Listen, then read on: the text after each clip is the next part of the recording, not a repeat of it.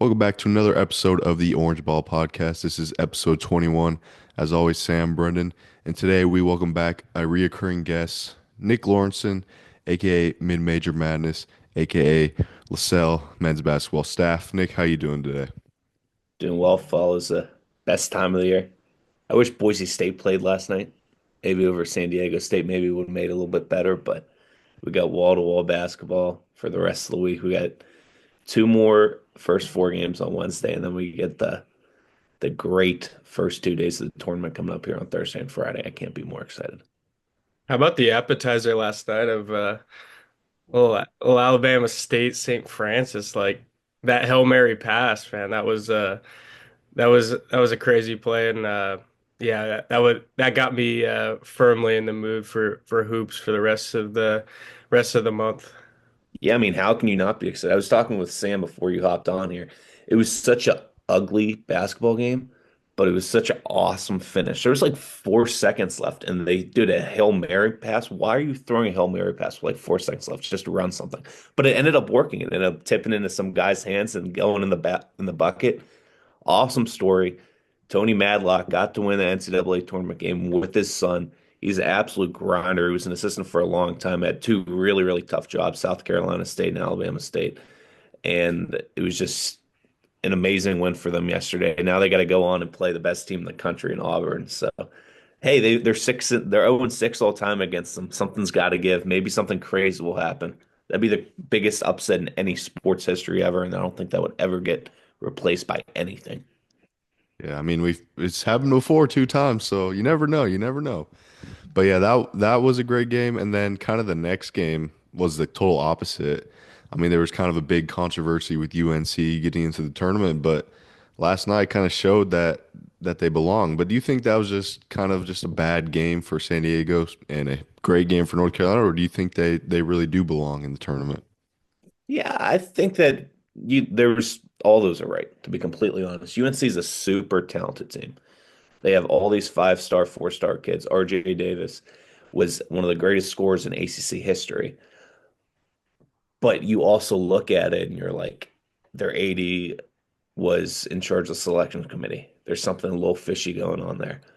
But it was just, you can't get a worse matchup if you're San Diego State. They're one of the younger teams in the country. Magoon Guath's been a little bit banged up. They didn't have a block in the first half. I honestly turned it off 5 minutes in the second half. I couldn't watch anymore. It ballooned out to a 40-point lead, and I turned on the NIT. But you couldn't have a worse matchup if you're San Diego State. Um, I still think it was crazy that West Virginia didn't end up making the NCAA tournament, and they were in every single bracketologist field. And it's just been a turmoil the last couple of days for them with Darren DeVries going over to Indiana and becoming their next head coach. But I don't think it could have gotten any worse for San Diego State matchup wise. And I don't really know if any team could have competed with UNC because they just had so much on their back last night. They're like, we got to prove everyone wrong. Everyone who said that we shouldn't be in the NCAA tournament. They did win 8 of 10 to end the regular season, with the only two losses being to Duke. And they could have easily won that game last weekend in the ACC tournament if it wasn't for the lane violation. So they had a lot of people they really wanted to shut up. And I wouldn't be shocked if this UNC team continues to win. They beat Ole Miss, they win in the round of 32, and they make it to the Sweet 16. They're just a super talented bunch. Sometimes you don't play that way all year, but they're starting to show it now, just absolutely blowing out a good San Diego State team, but a young San Diego State team last night. Yeah, I also had to shut her down after I thought maybe if they made a run. San Diego State's it throughout the year we've watched them and you've seen them go down, to San Jose by 20 at home. The Wyoming had them on the ropes, I think both times. But yeah, it's a little different animal. And I think we mentioned it like 3, 4 podcasts ago about I think it was after that San Jose game that they had where they were down 20 and I think they made a 22-0 run to take the lead in the second half to start it. It was like that's not sustainable when you get in the NCAA tournament against these teams. And I think one of the ways to beat them is to make 3-point shots over the top of them, and North Carolina did that pretty much all night. So yeah, I also was in the same boat. Like I didn't see anyone beating Carolina last night. Um, and yeah, young San Diego State team, I thought they'd compete a little more, but it's tough when those dudes are just making shots over the top. Moving on to kind of the overall look of the tournament. I know everybody, the casual basketball fans, love picking upsets and don't really know like exactly who they're picking these players on these teams. Who are teams that maybe could potentially upset some teams or just players to watch in general for kind of these smaller schools that maybe people wouldn't know about? Yeah, I wasn't super high on Drake like everyone the whole season, but I think they have the perfect matchup here with Missouri, kind of contrasting styles. They can play the way they want to play. Um, and there's a couple really, really cool stories in this field. Ben McCollum's one of them. He was at Northwest Missouri State for a really, really long time, an amazing D2 coach. And he comes over to Drake, wins 30 games in his first year, and makes it to the NCAA tournament, wins a conference tournament, wins a regular season title. I think that's a perfect matchup for them. Bennett Sturts is one of the better players in the country. Came over with him from Northwest Missouri State, and he does pretty much the load of the scoring for the Drake Bulldogs. So I like Drake in that game. Everyone's going to talk about UC San Diego. They shoot the three balls like crazy. When you first look at that matchup, everyone always kind of gets high on the Big Ten team that wins the Big Ten Conference Tournament title because it's the game right before the selection show. Everyone's thinking that team's good. Michigan is very good. Dusty Mason, amazing coach. We've seen him make the Final Four before, but I think it's a perfect matchup for UC San Diego. I wasn't thinking that at first, but they have their two big men down low in Michigan. UC San Diego doesn't pound the rock inside all that much. They shoot a lot of three balls. They're really up there in three ball shooting. So I think this is a perfect matchup for them. They're a great defensive team. Aniwa Tate Jones, Hayden Gray, two of the better defensive players in mid-major basketball. Tyler McGuy can shoot the lights out of the three ball. Same with Hayden Gray. And they have a couple other dudes. I really like that matchup for them. A 14th or 16th seed, I think, could pull off an upset is the Lipscomb Bisons. They're super experienced. Jacob Ognjevic did not play for them last year, but he came back this year. He won ASUN Player of the Year. Great player down low. The whole team can shoot the ball really well. Will Pruitt, fifth or sixth year guard. I always like to say I was just at Queens last year. I was in their league. You go lose to them, then you go to the airport, and he has his face like all over the Nashville airport. You don't see that in mid-major basketball. I just think that's something like crazy. Someone from Lipscomb, you got Vandy in that city, you got Belmont in that city, you got the Predators in that city, you got an NFL team in that city, and you got Will Pruitt's face in the Nashville airport.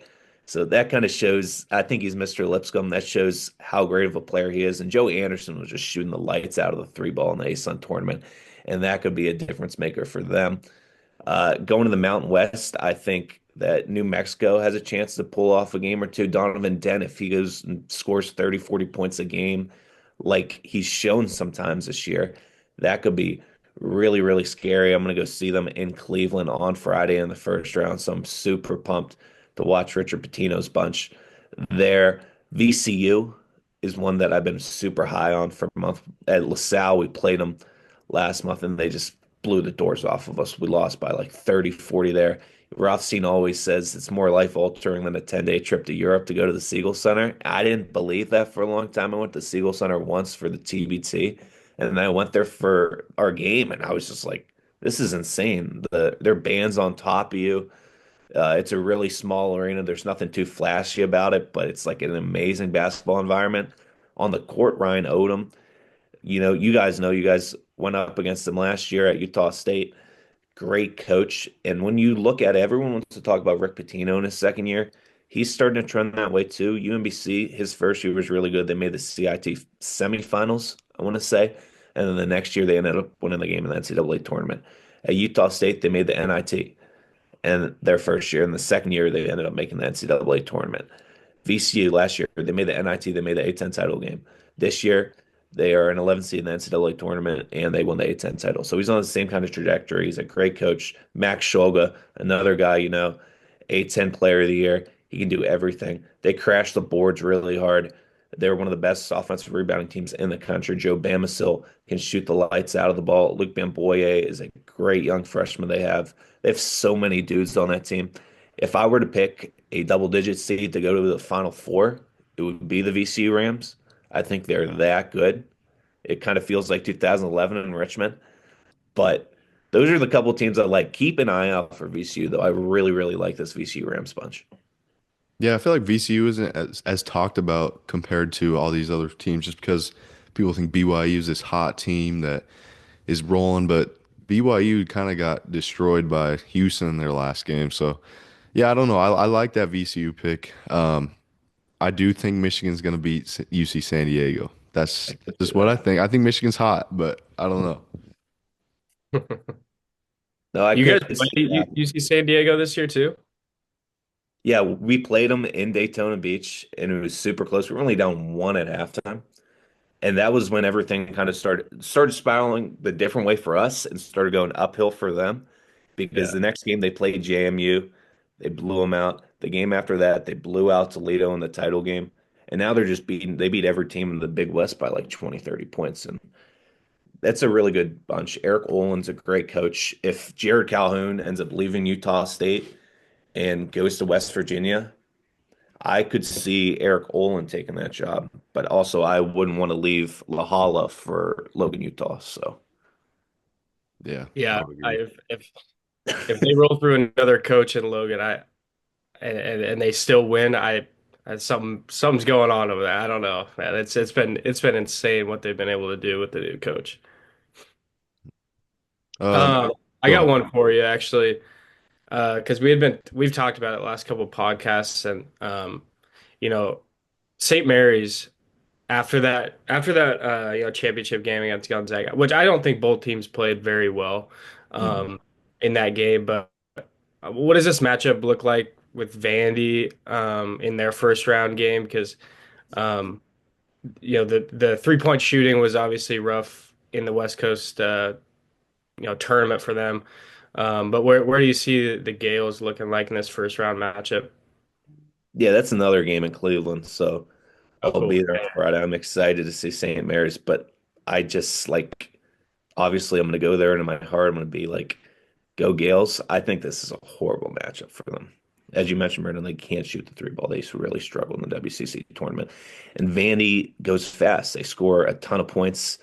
Um, Super underrated SEC team all year. I know they had some pretty good wins, but people still continue to underrate them. Uh, they're just so talented. They're a veteran bunch.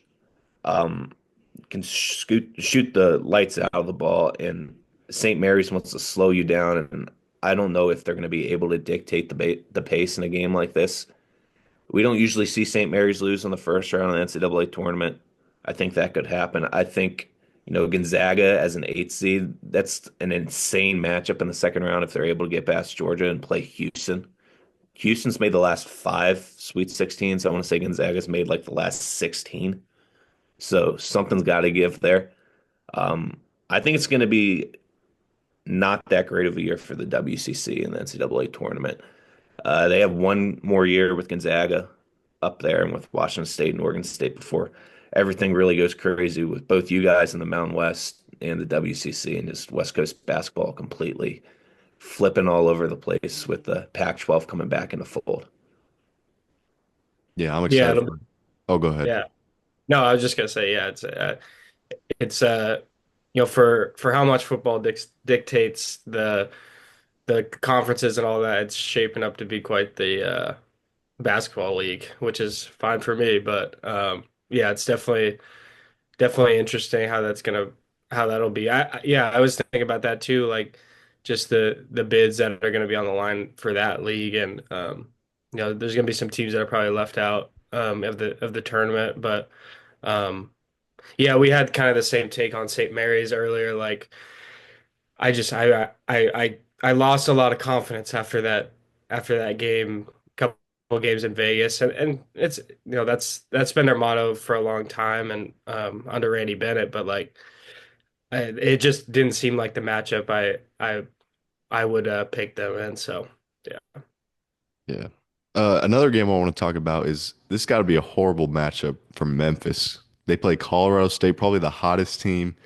Yeah, they got a 5 seed, but it kind of ended up screwing them. I know I think you tweeted like one of the mid-major matchups this year, and all the Memphis fans get all triggered and stuff. But are you rolling with, I think Colorado State's favorite? Are you rolling with the favorites in that one? Yeah, I've been saying for a couple weeks, even before this matchup came out, I have zero confidence in Memphis. Memphis all year's been playing these really close games. And Colorado State's super hot. They just came off a Mountain West tournament title. Nick Clifford's one of the better players in college basketball. I think he was hosed on not being on an All-American team. Um, but the metrics and everything show it. I mean, I saw on CBS Sports Network on Sunday night they were giving Colorado State a 70% chance to win. They're a 12 seed. There's a 70% chance to beat a 5 seed in the NCAA tournament. That's crazy. And I found all these stats for all the mid-major teams in the tournament, Memphis being one of them. There's nothing really great about this team. They had a nice little run in Maui, and that's really kept them up in the top 25 all year because the American Athletic Conference has been pretty awful outside of maybe North Texas and maybe UAB when the actual London board puts up like 20 and 20. They're the only thing redeeming about them is they're the fifth most veteran team in the field. And they might not have their best player. Tyrese Hunter might not even play in this game. So I think it's a brutal matchup for them. It shows in Vegas, it shows in all the metrics that Colorado State really got a nice draw here. And I think that it will be a 12-5 win. I wouldn't call it exactly a 12-5 upset. Yeah, I would agree. I'm also going to take Colorado State. And I feel like I saw some kind of metrics comparison, and it's almost like they accidentally switched Louisville and Memphis in the seeding because Louisville should not have been an 8 seed, and I feel like Memphis probably is a little high for a 5. Yeah, I think that was awful. I mean, Louisville finished 10th in the AP poll. They made it the ACC title game. Now, albeit the ACC is really down. But they were at 8 seed. They're playing Creighton, who has Ryan Kalkbrenner, who can just absolutely dominate you down low. I think that's probably the best game to ever open up around a 64. You got that one at 12 o'clock Eastern on Thursday. But I think Louisville got hosed. Maybe they were thinking Rain Smith wasn't going to play, and that could be a little bit of a difference maker scoring wise, but he's playing. So I think Louisville's absolutely hosed. I'm as big of a Pat Kelsey guy as you can get. He was great at Charleston, and he showed year one how great he can be at Louisville. That will probably never happen again. That you have a team top 10 of the AP poll at the end of the season getting anything greater than even like a 4 seed. They ended up getting an 8 seed. Awful. I hate it. Yeah, yeah, we mentioned it like I don't know if the committee a couple, a week or two ago decided, oh, well, we'll just put them at an 8 in Lexington so that they're close. But it's like, well, that's not a matchup we want to have. Like to start the even if we are a home game, like yeah, that's it's crazy to me. And then they'd have to go on and play Auburn. So it's Yeah. like, screw you. Yeah, I do think Auburn's the first 1 seed to lose in the tournament. That's my opinion, but I don't know. We'll see. We'll see. Um, Um, what about Utah State, that matchup with UCLA? Because we talked about this too, like in the Mountain West, like Utah State's defense is a little wonky. They play kind of a wonky zone. And the first game against a lot of teams in the Mountain West, they kind of they caught some fits for a lot of teams. But then in the second go around, a lot of those teams were like had figured it out. Do you think that like with UCLA, I haven't been super high on the Bruins for this year, but I mean, just curious to think about that matchup too. Yeah, UCLA has been up and down all year. And, Utah State had an amazing non-conference. They lost to UC San Diego. Outside of that, they pretty much mowed through everyone. And we all know the troubles the Mountain West has had in the NCAA tournament. You take away that Colorado State win in the first four last year, and I believe the only team that pick up a win in the last couple of years has been the San Diego State Aztecs. But I think the zone and how deep and experienced this Utah State team is, I feel like they could be set up to finally win a game in the NCAA tournament. Dayton Albury, obviously a huge fan of him. He's come in and he's been a really good point guard. And then you got Drake Allen, who can come in and be that sixth man maybe and really solidify that team. Great front court, great back court, great coaching. I think UCLA lays another egg. Mick Cronin pulls out something out of his ass about travel. Like it's not any different from Utah State. And we finally get a Mountain West win in the round of 64, and then Jared Calhoun goes on to greener pastures. I know that Utah State fans don't want to hear that, but that's just ultimately what's going to happen. Bobby Huggins is going to get his voice in, and he's going to get the job at West Virginia. So, Yeah, I mean, I'm somehow on Utah State Twitter and I see all these fans just like email the AD, email the president, tell him that we don't want him to leave. So it's pretty funny, but yeah, I think you're right. He's out of there. Yeah, I do want to get into this because we talk about it a lot, the Mountain West, and but unfortunately, it is time to start validating some of that with wins.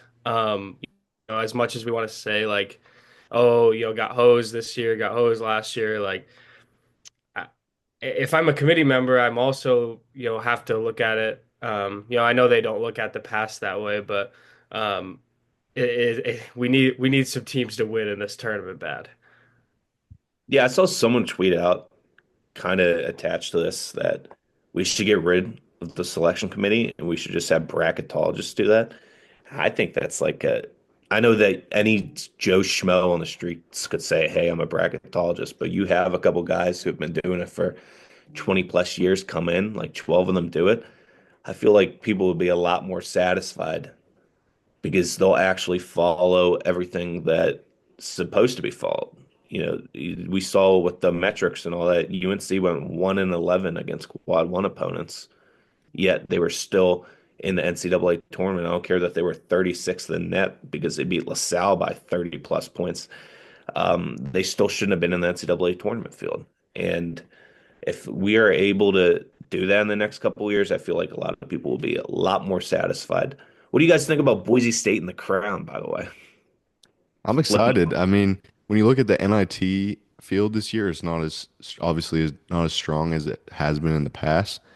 But I think this new crown is gonna maybe be the future for these Power Five schools that aren't that good and don't make the tournament. And I love the idea of the money part of it as well. I think that's really cool.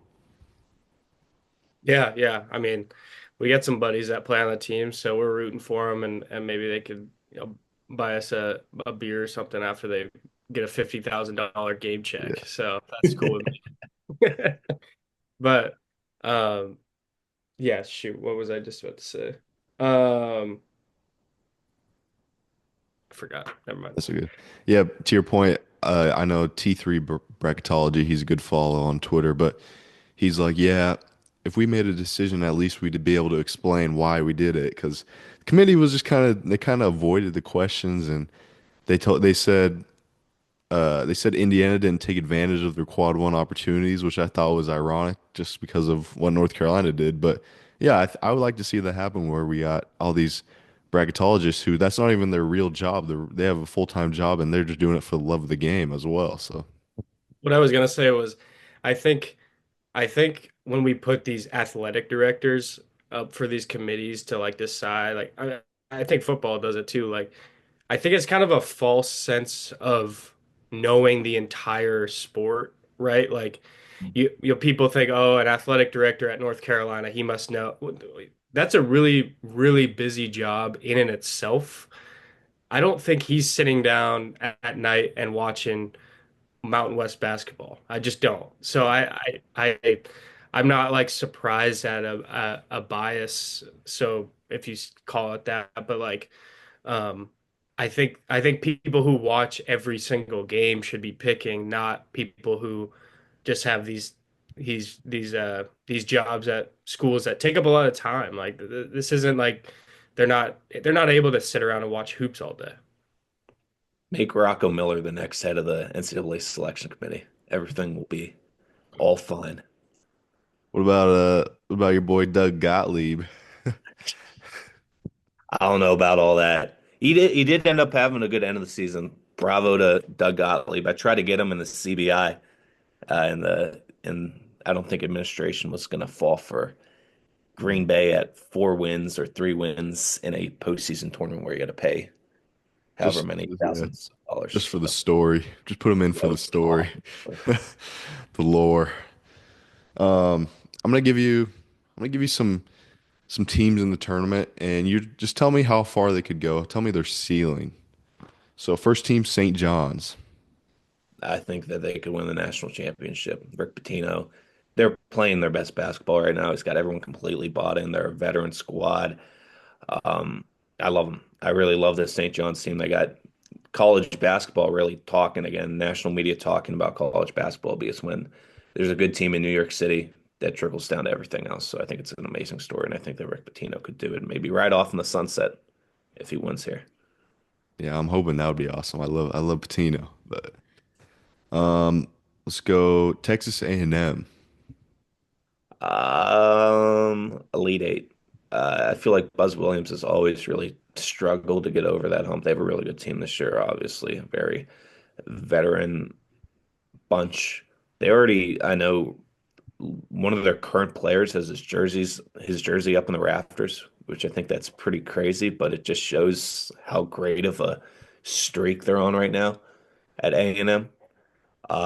But yeah, I'd say Elite Eight right now. What about that matchup with Yale though? Oh, that's a brutal matchup because we saw That Yale last year beat Auburn in the first round, a team that's the best team in the country right now and an SEC team.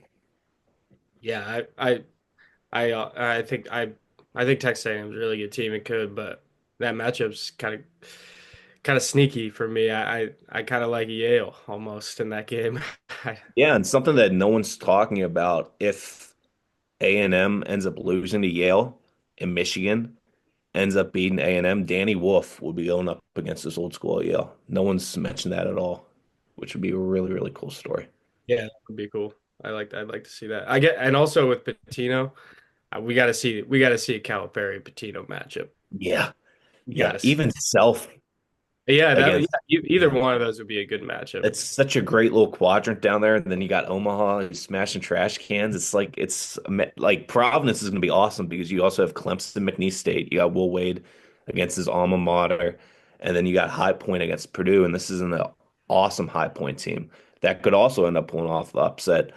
They spent so much money in that basketball program, but it's a if you're up in Rhode Island or New England this week and you have tomorrow off, you'd be an idiot not to go at least catch two of these games, hang out for the other two around Providence.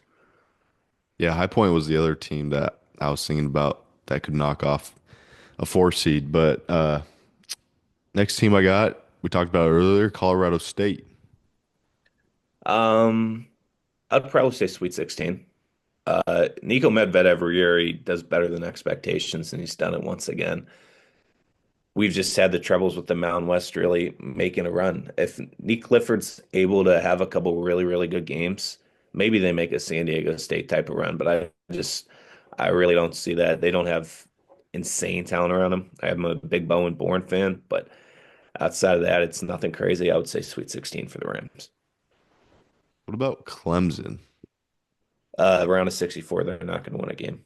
Oh wow, that's South Carolina Gamecock. oh I true, true. I forgot about can't that. say anything good about the Clemson Tigers. True. Round of 64. I kind of wish they didn't even make the NCAA tournament. That would have been awesome. Yeah. Yeah. Some people have them going far, but you never know. Well, Wake Um, might have a good say about that one too. yeah. Yeah, that's another thing I know. Everybody was super high on McNeese last year beating Gonzaga. And that was like the upset pick, but they just lose by 30. Do you think that is going to happen again? Like realistically, I know that you said Clemson's 64, but what do you think? Yeah, I mean, they have a whole bunch of high major talent. They're super veteran. No one's really talking about them this year because of what happened last year, and I think that could actually be really good for them. That plus you got Will Wade, who's coming back to his alma mater. Vernon Hamilton, who's one of their assistants, I believe he leads Clemson all the time in assists. So you got a lot of Clemson ties on that staff.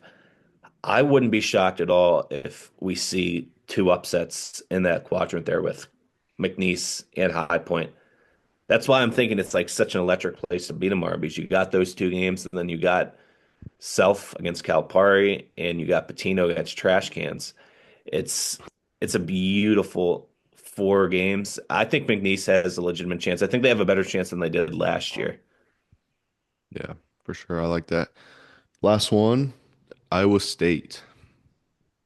Yeah, they've been great all year. I think that they could also be a Final Four team. TJ Otzelberger's done an amazing job. Um, I'm kind of shocked that Indiana maybe didn't wait out. I guess they didn't want like something to happen where maybe he didn't end up taking the job, but he would have been the perfect guy for Indiana, in my opinion. But they're an experienced bunch who's played great on both ends all year. I think that's a Final Four team. That's just a program that would be a crazy program to see in the national title. That's just where my head's at with that because they haven't been one of those consistent powers. But I think this could be the best year for Iowa State in a very, very long time, maybe ever in program history. Yeah, we'll see how far they go. It's going to be a great tournament. Brendan, do you have anything else before we wrap up? Oh, I'm good, man. Sweet. Well, you got anything else, Nick, before we wrap up? I always appreciate you guys having me on. I wish Boise State was in the tournament, but I guess we'll settle with the crown and watch them win the whole thing. Yes, sir. We appreciate you having on. It's going to be a good next couple days. We got basketball from sunrise to sunset. I'm excited. The best time of the year. Thanks for watching, everybody. Make sure you come back next week and enjoy your basketball filled week.